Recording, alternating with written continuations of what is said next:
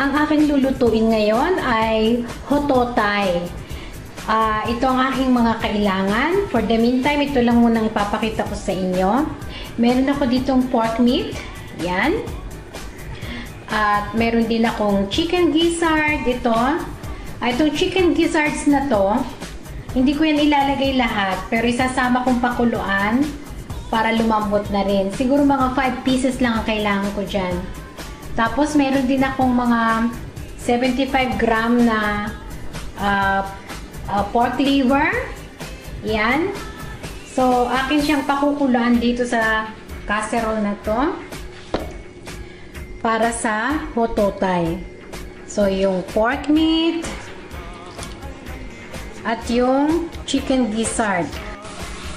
So, kung makikita ninyo, kumukulo na. Itatapon ko yung unang tubig na yan, na unang kulo.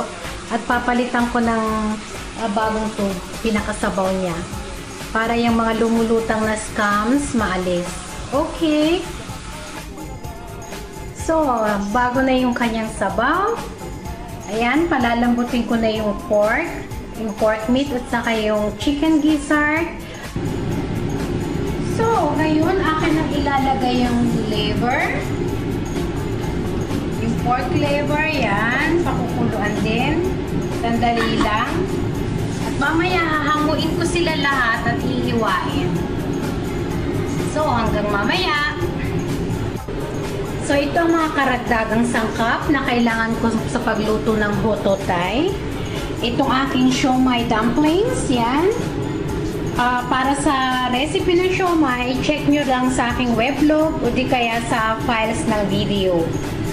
So, 1 onion, crushed garlic, 2 eggs, 2 carrots, isang yellow at isang orange carrot, 1/4 na cabbage, at variety ng mushrooms. Kailangan din. So, meron ako ritong chanterelle, champignon, tapos ito, yung parang galing yata ng Poland dito eh. So, variety of mushrooms ang kailangan. At yung meat. Yung pork meat, boiled pork liver, at saka yung boiled na chicken gizzard. So, procedure tayo sa pagluto.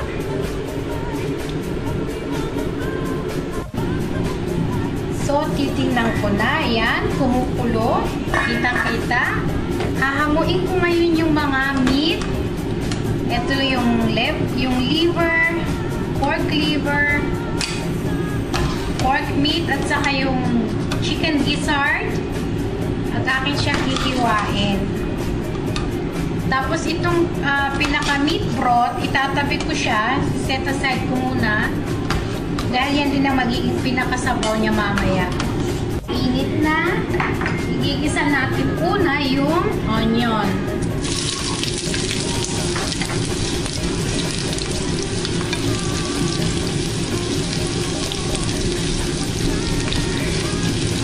Tapos yung bawang.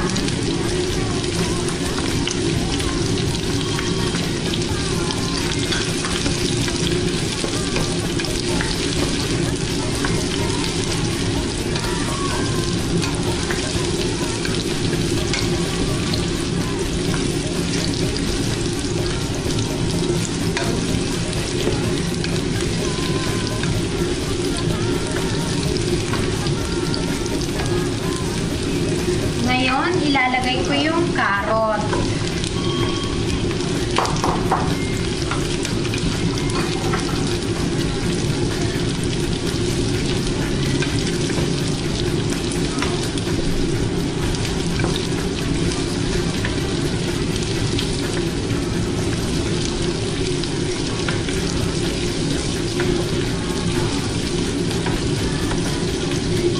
Pagkatapos ng carrot, lalagay ko na rin yung hiniwang repolyo.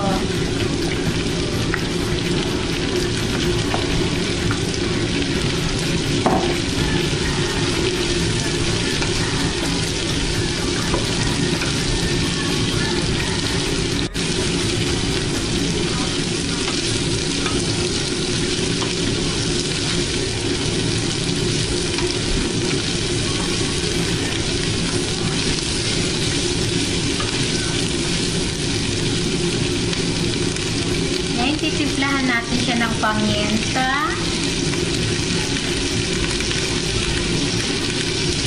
At salt.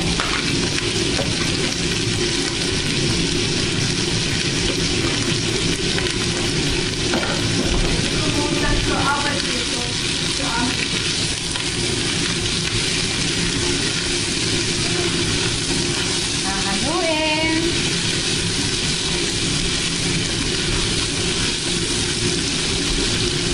Ngayon, isasaling ko dyan yung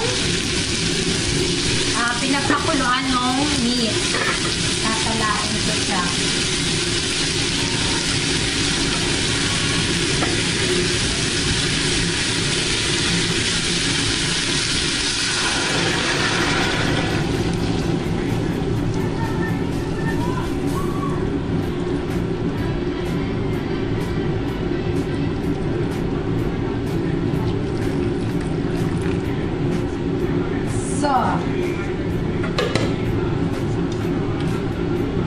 Antayin natin siyang kumulo. Haluin ko lang. At pag kumulo siya, saka ko ihulog yung boiled pork meat, pork liver, at yung chicken gizzard. Ngayon, ilalagay ko yung liver.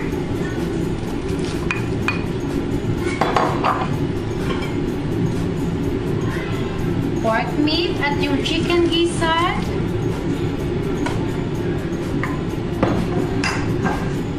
Simulin natin. At pakukuloy ng isang kulo pa. Pag kumulo muli, saka ko ihulog yung mushrooms. So, ayan, kumukulo muli. Ilalagay ko na yung mushrooms.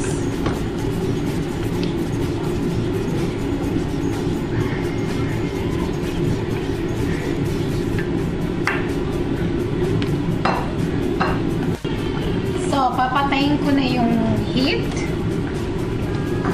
Lalagyan ng 2 eggs.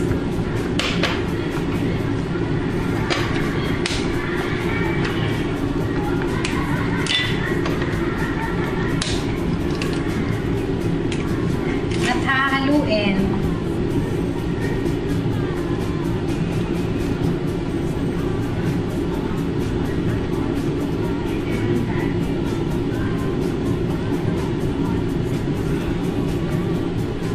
Para mabati yung egg.